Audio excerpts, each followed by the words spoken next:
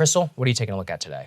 Well, one thing has become abundantly clear this week. The deep state has declared all-out war on President Joe Biden. The leaks are coming fast and furious. The media spin and propaganda is loud, it is unified and full-throated. And by the way, the stakes are really quite high here. So just take a look at this article as one example of the type of propaganda and leaks and spin that we're getting. From the New York Times, intelligence warned of Afghan military collapse despite Biden's assurances.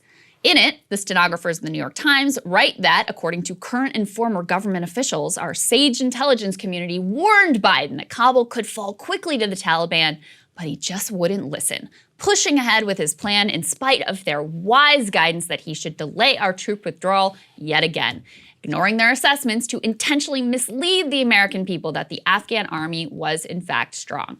Now look, there are a couple possibilities for what actually happened here. One is that the intelligence agencies completely failed, that they gave Biden really bad information from extremely flawed assessments, and that they are now just flat out lying to the press. It's obvious to see how they would benefit from such a self-serving lie. We tried to warn him, they're trying to convince them. In fact, apparently, the CIA director was on a big 6-day Middle East swing when Kabul fell, which would seem to suggest they did not, in fact, think that Afghanistan was hours away from collapse. Another possibility not contemplated by the New York Times or the many other outlets running their own version of this psyop is that the intelligence community did, in fact, give Biden increasingly dire assessments, but he didn't believe them because they've literally been lying nonstop about Afghanistan for the entire duration of the war. They lied to Barack Obama to get him to do the surge. Then they lied that the surge was working. Then they lied to Trump to get him to do another surge. Biden has been around not just to watch the lies on Afghanistan, but also the lies on Iraq and the lies on a million Cold War adventures. And at the start of his career, of course, the lies on Vietnam.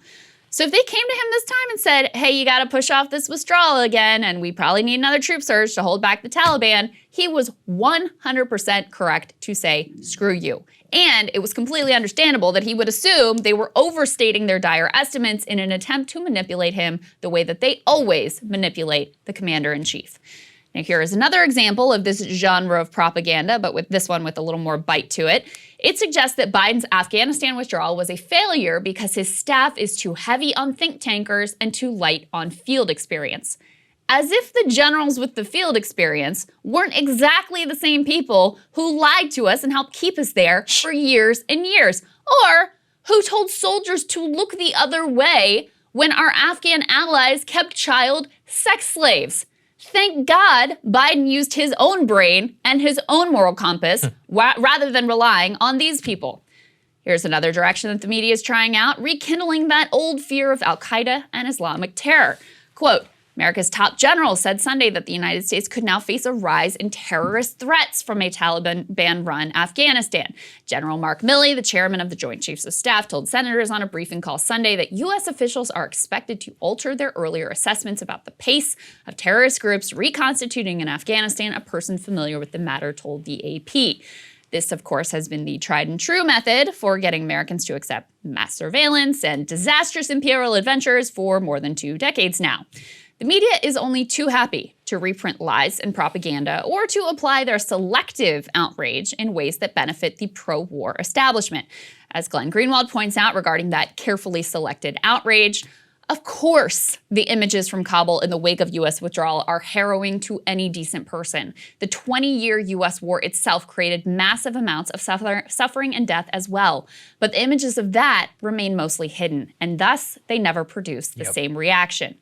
They also don't even try to hide their pro-war bias with the parade of criminals and war profiteers that they trot on as experts, when in any sane world, these people should be banished from polite society, never to be heard from again at the very, very least. Why would anyone listen to a word on foreign policy, and especially on the war on terror, from John Bolton or Judith Miller or Paul Wolfowitz or Condoleezza Rice? They've been elevating these people. It is sheer madness that the revelation that Afghanistan was even more of a catastrophe than anyone could have imagined would lead to our top news outlet saying, hey, let's bring in the old crew who lied us into all of this and then unironically ask them for their advice. For more on how to deal with rising inequality, let's bring in Jeff Bezos and the Monopoly guy with the top hat. That's like what they're doing here.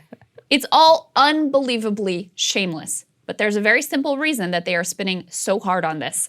The stakes, as I said earlier, are quite high. As Shant Misrobian points out, there is no one who is more vindicated by the events unfolding in Afghanistan than the anti-war faction of American politics on the left and the right. There will be a lot of psyop bullshit in the media aimed at obscuring this very obvious fact. Well said. The very clear and very obvious lesson to learn from all of this is don't get into these damn conflicts to start with, and the moment anyone says nation building, laugh them out of the room and straight into the Hague.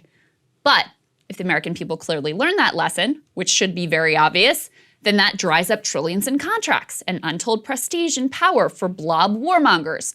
So instead, they want people to think, oh, this all would have been perfectly fine if Biden had just planned better, given another month, or processed more visas.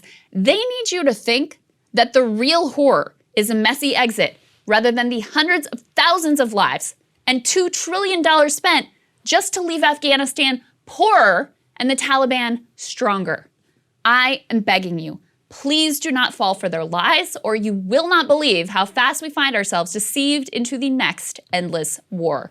And actually, on that first piece about the intelligence assessment, we have even more. Hey guys, thanks so much for watching. That's right. Just as a reminder, you can become a premium subscriber today. Watch the full show completely uncut, our reactions to each other's monologues. You get to listen to it, you get to ask us questions, all that good stuff. Link is right there in the description or at breakingpoints.com. Best of all, great way to say screw you to the mainstream media.